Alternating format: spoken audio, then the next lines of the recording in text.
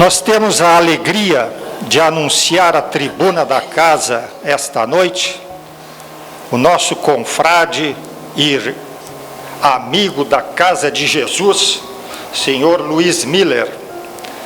O senhor Luiz, ele é trabalhador do Centro Espírita André Luiz de Joinville e nos brinda frequentemente com as suas palestras. Seja muito bem-vindo e passo a palavra para o senhor. Boa noite a todos. É um prazer estar de volta a esta casa para participarmos nesta tarde e noite de mais este encontro espiritual, uma espécie de ágape espiritual que se caracteriza uma reunião espírita desta natureza, onde vamos, nesses minutos que temos, conversar um pouco sobre a doutrina de Jesus, hoje sob a luz da doutrina espírita. Nesta noite, nós temos como tema ensinos de Jesus que aconteceram durante a última ceia. Muitas dessas passagens que nós vamos colocar, temos a certeza que os irmãos já ouviram, só que provavelmente não sabiam de que foram pronunciadas naquela tarde e noite, que também foi uma tarde e noite, daquela quinta-feira que antecedia a prisão de Jesus.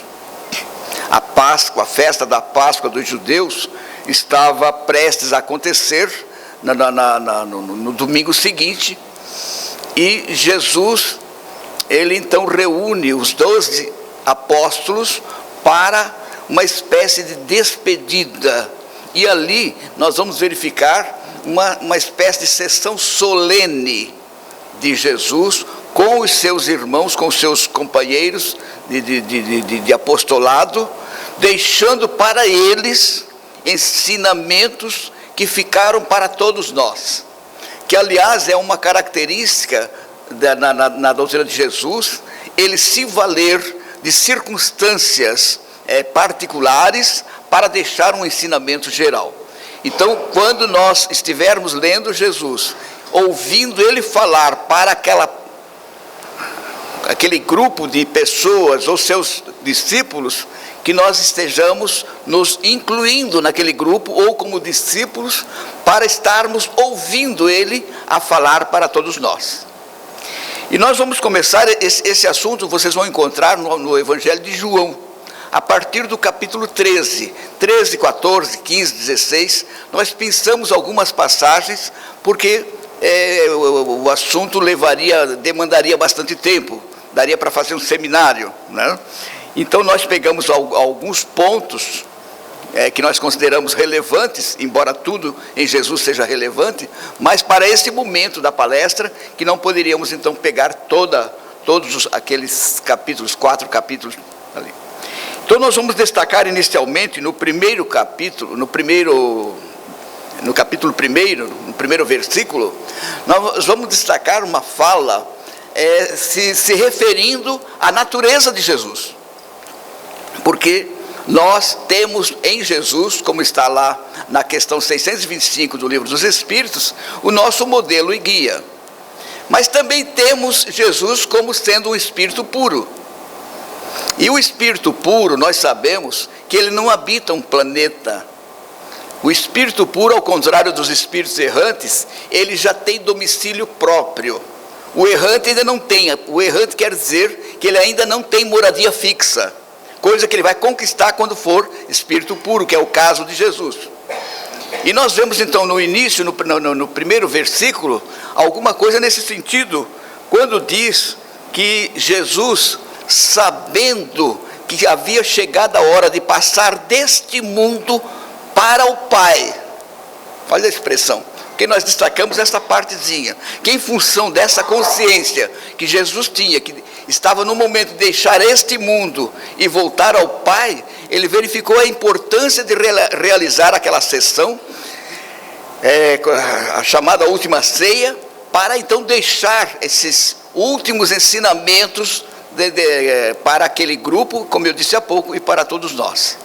Então, porque quando ele diz que ele está entendendo, compreendendo que está no momento de deixar este mundo, veja, ele não diz deixar este mundo para ir para outro mundo, porque o Espírito puro, ele habita o universo todo, que é a casa do Pai. O livro dos Espíritos chama de seio de Deus. Os Espíritos puros vivem no seio de Deus, ou seja, eles adquirem, eu chamo de uma espécie de imanência, que não é a imanência divina, porque a imanência divina quer dizer que Deus está em toda parte. O Espírito puro também está em toda parte, mas não com o poder de Deus. Mas ele também está com essa imanência no universo inteiro. Então, era chegado o momento, ele compreendeu que estava chegando o momento dele encerrar a sua missão aqui, daquela manifestação que ele fez como Jesus, ou como homem de Nazaré. Então é importante, a nosso ver, esse detalhe que está ali no primeiro versículo lá do capítulo 13, onde Jesus então, em se identificando com Deus, ele volta para Deus. Não é que estava fora de Deus, porque ninguém está fora de Deus, todos nós estamos em Deus e Deus em nós.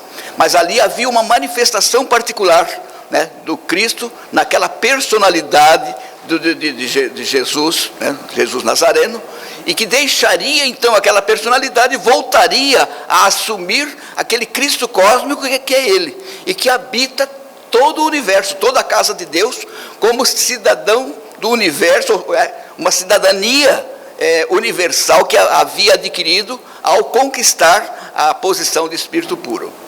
Então a gente vê isso no início, né? E nós anotamos também lá, aí já não é no capítulo 13, também não é da última ceia, só para que os irmãos possam identificar uma coisa com a outra. O primeiro capítulo do Evangelho de João, onde fala sobre o verbo, que no princípio era o verbo estava com Deus, o verbo era Deus. Mas ela também diz que todas as coisas foram feitas por ele, e sem ele nada do que foi feito se fez. Então vamos observar ali, quando ele fala o verbo, no princípio era o verbo era Deus, o verbo estava com Deus, ali está falando da identificação de Jesus com Deus. E naquele momento, como se ele estivesse pegando a planta do planeta Terra para vir construí-lo. É uma espécie de DNA passando para o RNA, uma mensagem. Em biologia a gente falaria isso, né? Então também vemos essa identificação de Jesus com Deus. Em outros momentos ele dizia: eu e o Pai somos um. Quem vê a mim, vê a meu Pai. É importante nós observarmos esses detalhes para podermos entender a identificação do Espírito puro com o próprio Criador. E claro, que também com as prerrogativas de um Espírito puro para criar de acordo com o que foi planejado pelo Pai, como aconteceu aqui na construção do nosso planeta, que nós sabemos que teve toda essa orientação de Jesus lá nos primórdios. Veja, a construção da Terra demanda já alguns milhões de anos, né? Então isso quer dizer que Jesus, como Espírito puro, ele já à época em que a nebulosa se desligava do Sol, ali ele já era um Espírito puro. E que nós entendamos que, como Jesus, existem no universo outros Cristos, outros Espíritos puros, também com esses poderes, com essa imanência relativa, mas assumindo a direção do universo em nome de Deus. Que são os primeiros prepostos de Deus, são esses Espíritos puros.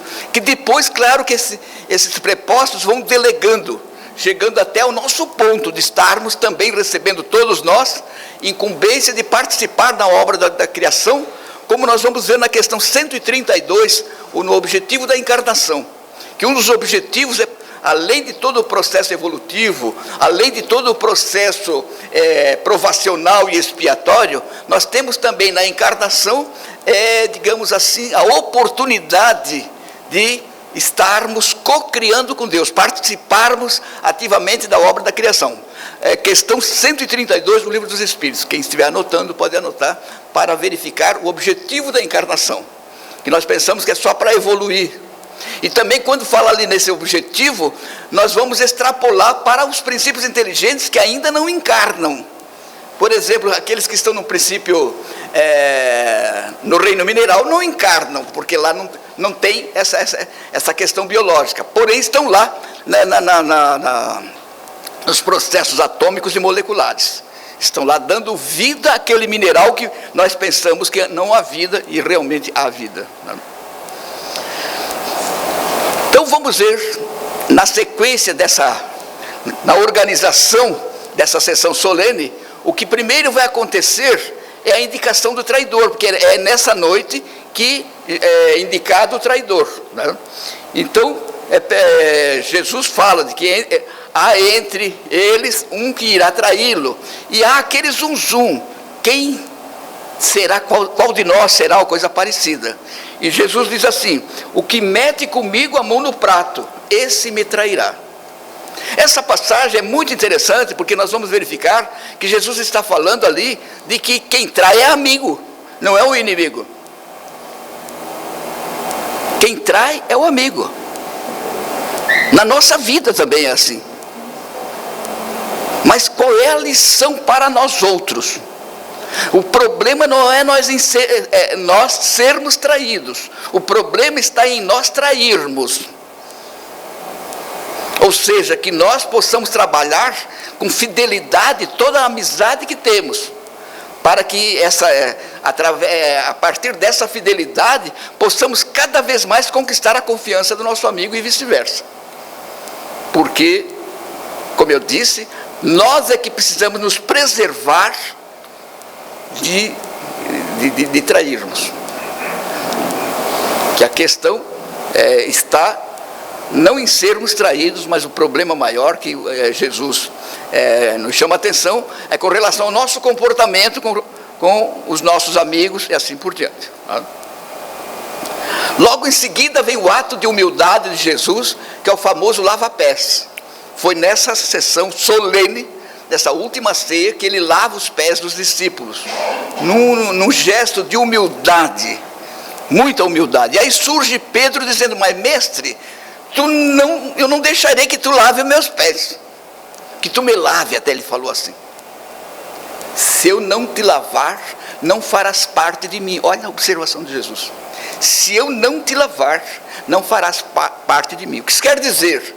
Que o lava-pés é um ensinamento.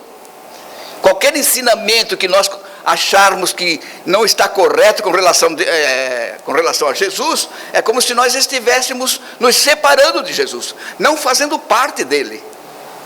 Então o ensinamento não era apenas para lavar os pés físicos, não era nesse sentido apenas, e sim para que a humildade pudesse estar sendo cada vez mais desenvolvida, coisa que Jesus já chegou na primeira manifestação dele, que ele se manifesta numa manjedoura, começando ali um ensinamento de humildade sem palavras, e que no lava-pés ele acaba deixando esse ensinamento e dando essa resposta para Pedro, que Pedro era impetuoso, né?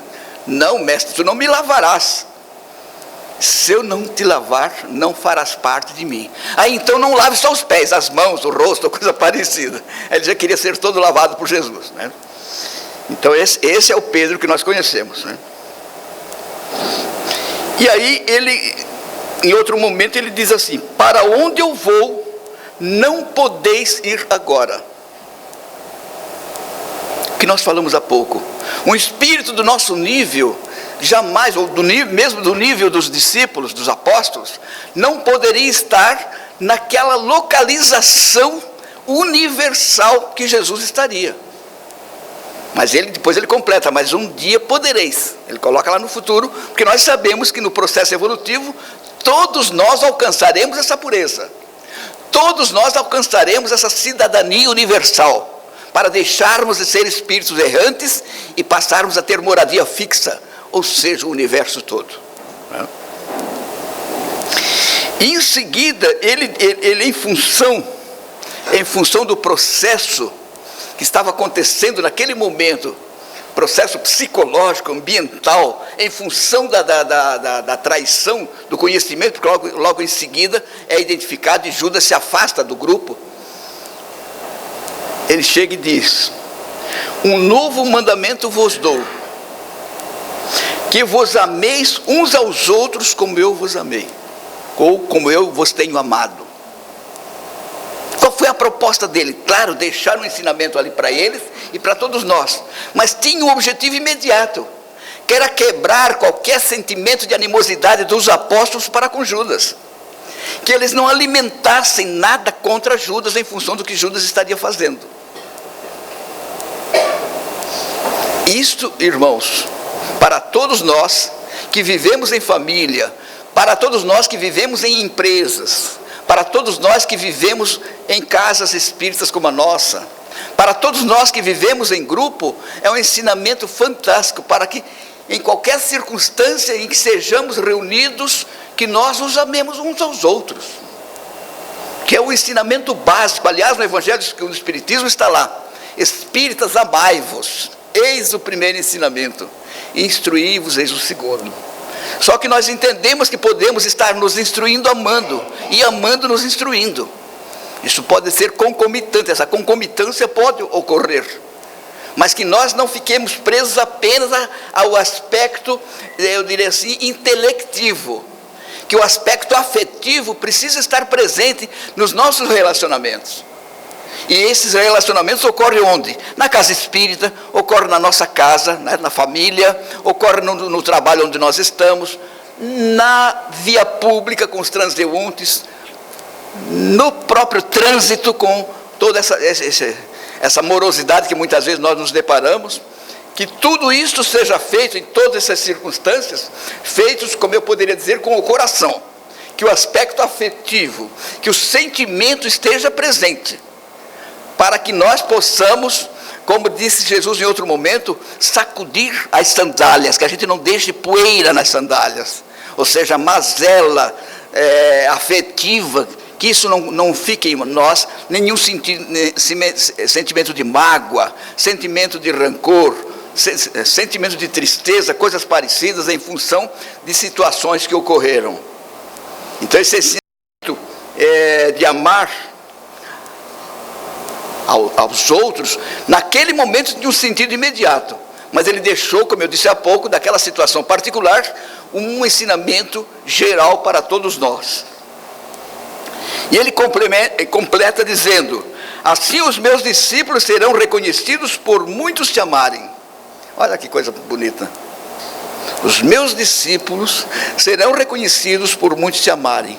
Mais uma vez eu insisto, onde que isso pode acontecer? Onde nós estivermos, com quem estivermos, em qualquer circunstância. Porque vamos estar junto com pessoas, exigindo um relacionamento, um comportamento emocional, né? Um comportamento emocional onde nós vamos trabalhar as nossas emoções, os nossos sentimentos, onde vamos precisar disciplinar as nossas emoções, tendo controle sobre elas, porque na medida em que eu tenho controle sobre as minhas emoções, eu vou estar a me dirigir. Se eu não tiver esse controle, essas emoções vão me dirigir. E em geral essas emoções nem sempre são muito boas, onde nós precisamos evitar, tudo fazer para evitar que elas nos dirijam. Quando é que elas nos dirigem?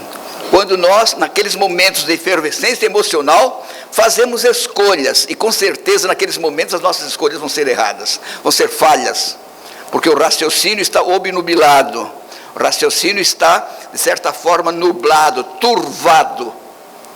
Os nossos corações, como disse Jesus, não se turbe o vosso coração, nesses momentos que essas emoções estejam sob o nosso controle. Isso é importante, e isso nós vamos buscando através da chamada disciplina emocional, né? E ele ainda, mais uma vez, ele disse: para onde eu vou, não podeis agora seguir-me. Eu não estou citando as fontes, que eu já falei que tudo é a partir de João, capítulo 13, né? Então Pedro fala assim, Jesus, para onde eu vou, não podeis agora seguir-me. E o Pedro, como sempre, ele tomava as iniciativas. Senhor, por que não posso seguir-te? E olha o que ele diz: por ti darei minha própria vida. Naquele momento, né? Naquele momento ele fala isso. E Jesus responde para ele: tu darás a tua vida por mim? Na verdade te digo, antes do galo cantar, 3 vezes me negarás. Coisa que vai acontecer, que nós conhecemos a história. Mas aqui também tem todo um processo. Essas 3 vezes da negação, o que isso representa, o que representou para Pedro e o que representa para todos nós. No primeiro momento da negação, ele começou também, porque ele já tinha consciência dos seus deveres, né, com relação a Jesus ou coisa parecida. Naquele momento, a partir da primeira negação, ele já não era mais o mesmo. Já começou a se modificar internamente. Depois vem o segundo momento, onde mais uma vez impacta, onde ele nega pela segunda vez e vai impactando nele. E na terceira vez que ele nega, o que acontece? O galo canta. O que quer dizer esse galo cantar?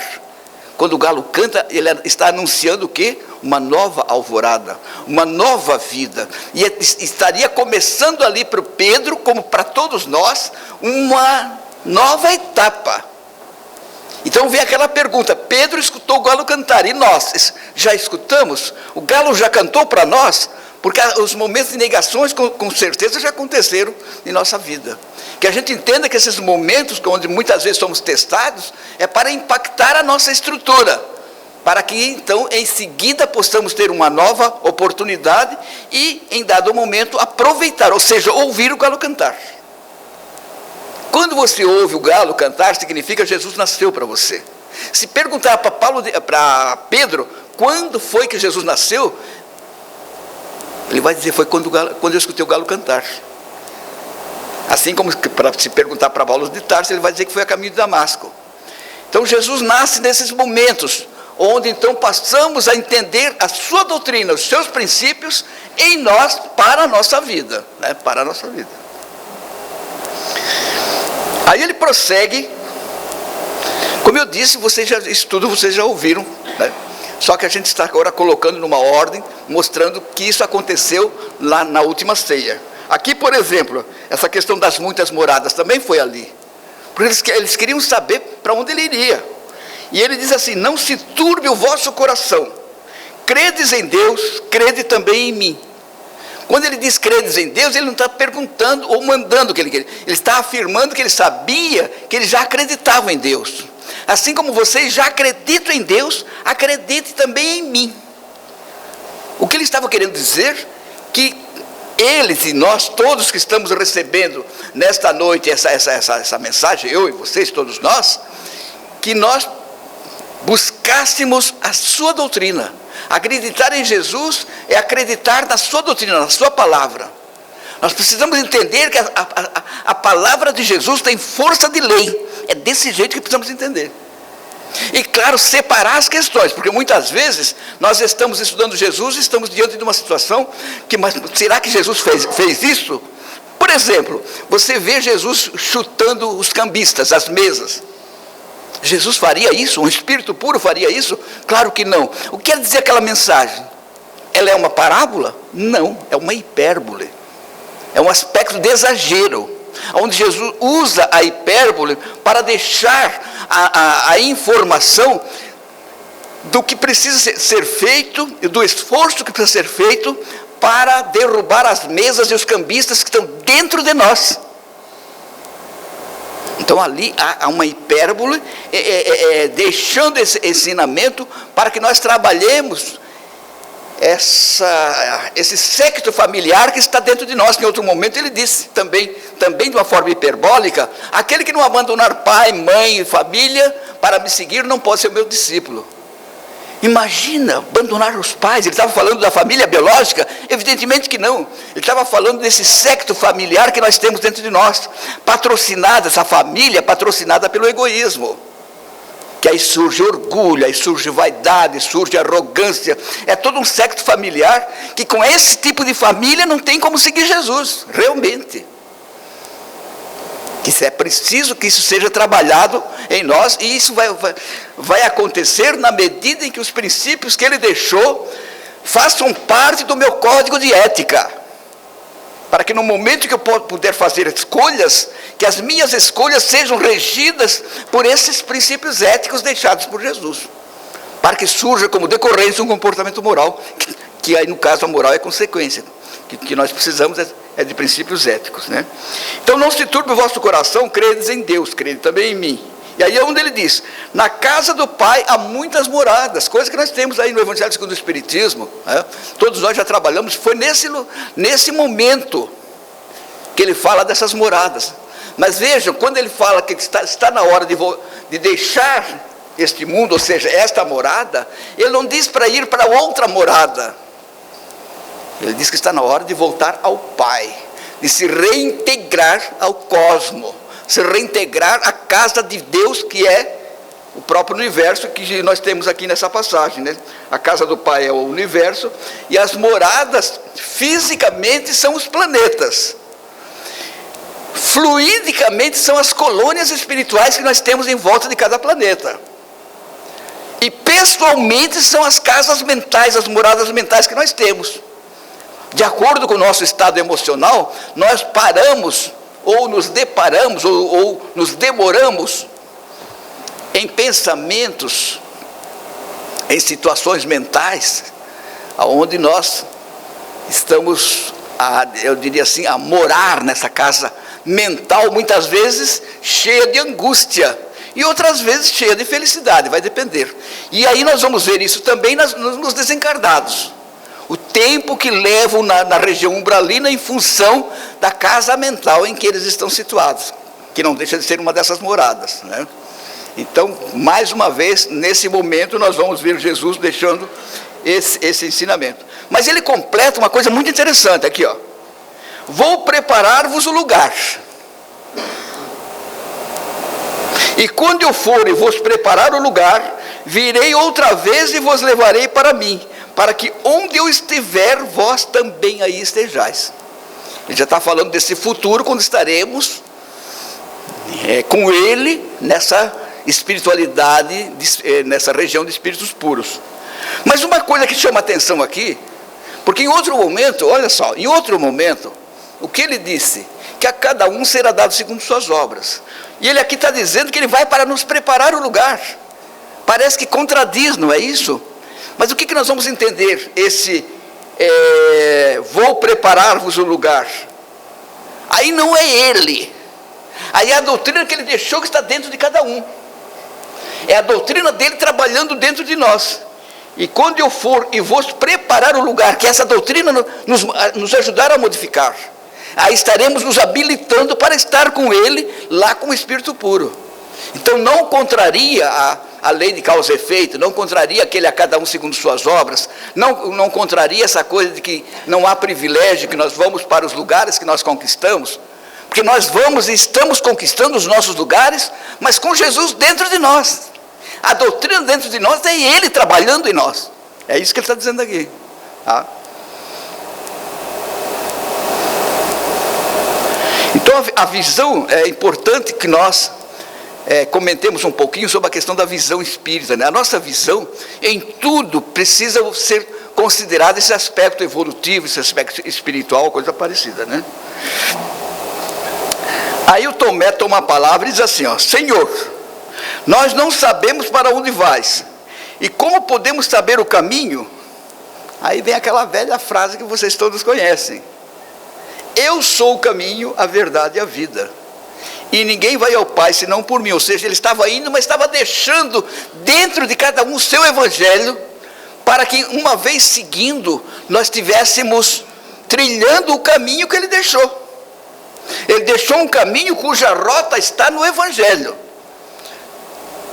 que é o caminho do perdão, é o caminho da caridade, o caminho da humildade, da autoiluminação, e assim por diante, né? Então, como ele depois vai dizer, eu vou, mas não vos deixarei órfãos. Aí ele vai falar também de uma coisa que também vocês todos conhecem, que é a promessa do Consolador. É também nessa reunião solene, onde ele diz: se me amais, guardai os meus mandamentos, e eu rogarei ao meu Pai, e ele vos enviará outro Consolador, a fim de que fique eternamente convosco.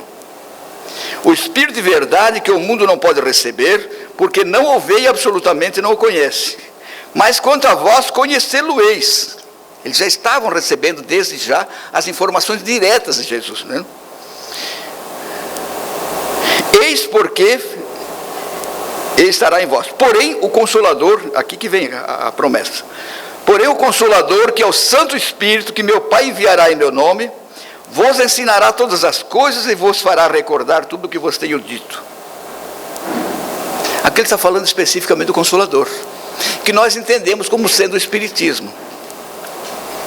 Qual é a garantia que nós temos que o Espiritismo é esse Consolador?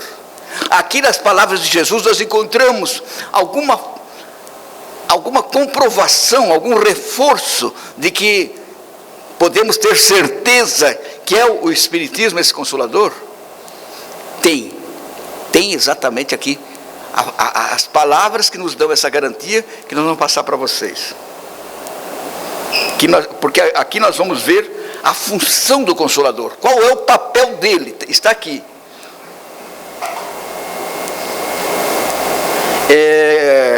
O Santo Espírito que meu Pai enviará em meu nome, olha o que ele diz aqui, ó, vos ensinará todas as coisas. É a primeira marca do Consolador, é o ensinar. Mas ensinar o quê? Todas as coisas. Ou seja, vejam a amplitude da doutrina espírita. A doutrina espírita, a proposta espírita é que nós procuremos entender todas as ciências que aí estão. Aí você poderia dizer assim, mas espera aí, Luiz, você quer que eu me torne um biólogo? Eu tenho que me tornar um astrônomo? Não é isso. Mas que tenhamos noções de astronomia. Por exemplo, quando ele diz, há muitas moradas na casa de meu pai, se não fosse o nosso Copérnico, Galileu Galilei, nós não teríamos entendido como é que é essa casa do pai. Precisou que a astronomia fosse desenvolvida, que a luneta de Copérnico fosse desenvolvida depois por Galileu, para que pudéssemos entender que realmente não era o Sol que girava em torno da Terra como se pensava, e que a Terra não é o centro do universo, que o universo se constitui de bilhões e bilhões de galáxias, cada galáxia com bilhões e bilhões de sistemas, que isso é a casa do Pai. Então a visão espírita passa por todo esse processo. Então a biologia nos ajuda a entender o processo reencarnatório, porque nos ensina que a formação de uma criança começa pela junção dos gametas masculino e feminino, que é naquele momento, e aí começamos a entender, com o auxílio da espiritualidade, que é naquele momento que o espírito vai se ligar, e vamos começar a entender todo esse processo com o auxílio, né, com o auxílio da ciência que nós chamamos biológica, né? Então, quando nós vemos, por exemplo, lá na questão 540, no final da questão da resposta, os espíritos dizem que o espírito começou no átomo, que foi do átomo ao arcanjo, cujo arcanjo começou pelo átomo. Quando fala em átomo, está falando de alguma ciência, não está? Que ciência eu preciso estudar para entender o átomo? Preciso estudar alguma coisa, não preciso ser um químico, mas preciso ter algumas noções dos elementos químicos, da tabela periódica, um pouquinho pelo menos, para que eu possa entender que no átomo já há um princípio inteligente trabalhando, para a gente começar a conversa, porque depois nós vamos ver o desdobramento do próprio átomo, as subpartículas, assim por diante, que é coisa para o futuro, mas inicialmente que a gente comece por ali, para entender o processo que a espiritualidade está a nos falar. Então, quando ele diz que o Consolador vos ensinará todas as coisas, ele está falando todas as coisas. E, aí vem o segundo momento, e vos fará recordar tudo o que vos tenho dito. Por que o recordar Jesus está em segundo plano, em segundo momento? Porque primeiro tem que haver uma nova formatação cerebral nossa, para que possamos, de certa forma, demolir os conceitos arcaicos, antigos, sabe? Como o processo do geocentrismo, nós hoje já demolimos, hoje é heliocentrismo, hoje é a Terra girando em torno, mas por muito tempo nós pensamos diferente, e assim muita coisa precisa ser demolida, para que possamos entender Jesus agora nessa nova visão. com o auxílio espírita. Então nós vamos observar essa sequência quando Allan Kardec lança as obras básicas. Ele não lançou o Evangelho em primeiro lugar. Não é por acaso que ele veio no terceiro momento. Quando ele lança em 1857, a 18 de abril, o Livro dos Espíritos, ele está começando todo esse processo de renovação para que nós pudéssemos montar um odre novo. Porque estava aí para vir vinho novo. Vinho novo, uma nova visão da vida, uma nova visão do próprio ser, uma nova visão de Deus. Que nós vamos ver isso no Livro dos Espíritos, como sendo a continuação da segunda revelação. Primeira revelação, segunda, terceira revelação, uma sequência. Depois Allan Kardec lança o Livro dos Médiuns, para só depois lançar o Evangelho. Então, quando surge o Evangelho, para que estudéssemos Jesus, nós já tínhamos todo um cabedal de informação, de conhecimento, extraído ali do Livro dos Espíritos e do Livro dos Médiuns, né? Então, é bastante interessante isso também. Isso está lá em João 14. E ele diz assim, ainda: deixo-vos a paz. Ele está no momento de despedida, né? Deixo-vos a paz. A minha paz vos dou. Não vou lá dou como o mundo a dá. Não se turbe o vosso coração. Mais uma vez ele fala: não se turbe o vosso coração, nem se atemorize. Deixo-vos a paz. A minha paz vos deixo. Vos dou. Primeiro ele ainda continua dizendo que a dele, ele deixa para que a gente possa, com essa paz que ele deixa, desenvolver a nossa paz, que nós temos que ter a nossa paz. Mas ele faz uma diferença entre a paz que ele deixa e a paz do mundo. Ele não está deixando a paz dele como a paz do mundo. Qual é a diferença de uma e de outra? A paz do mundo é você não ter problemas. A paz do mundo é você não ter problema, não ter dificuldade, só ter, claro que todo mundo quer ter saúde, mas como enfrentar as doenças nos momentos de dificuldade. A paz de Jesus é enfrentar em paz os problemas, não é não tê-los. Porque nós sabemos que estamos num planeta de expiações e provas, como espíritos que precisamos estar por várias necessidades, passar por situações provacionais e expiatórias. E é através dessas circunstâncias, que muitas vezes não são muito agradáveis, que nós estamos a realizar esse trabalho provacional e expiatório. Qual é a proposta de Jesus? É enfrentar as questões em paz. Não permitir que o coração se turbe, como ele diz: não se turbe o vosso coração, nem se atemorize, não tenhamos medo. Aí vem a confiança em Deus, aí vem a confiança em Jesus, aí vem a confiança no teu anjo de guarda, aí vem a confiança em você, na possibilidade que você já tem de fazer desta ou daquela forma.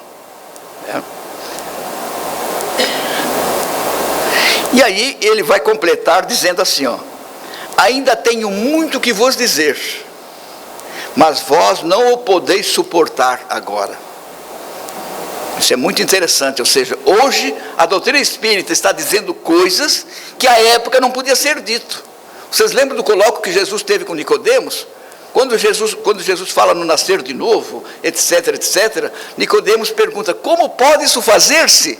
Ele queria saber o mecanismo do nascer de novo. Jesus não pôde falar, porque ele não tinha condições para entender o mecanismo da reencarnação, que hoje, como eu disse há pouco, graças à informação da biologia, nós já temos a possibilidade de entender como isso pode fazer-se.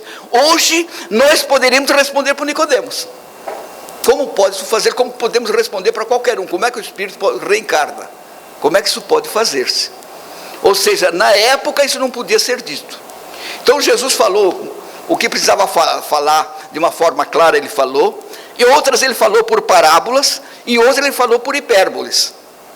Então, em cada circunstância, mas sempre deixando um ensinamento de fundo, para que, com o tempo, com os processos encarnatórios que os espíritos passariam, porque nós sabemos que através do processo reencarnatório que passamos, nós vamos amadurecendo e vamos nos capacitando para entender cada vez verdades novas, ou novos ângulos da verdade. vamos abrindo a nossa mente, não vamos permitindo tanto que a influência cultural do meio em que estamos possa nos dominar, né?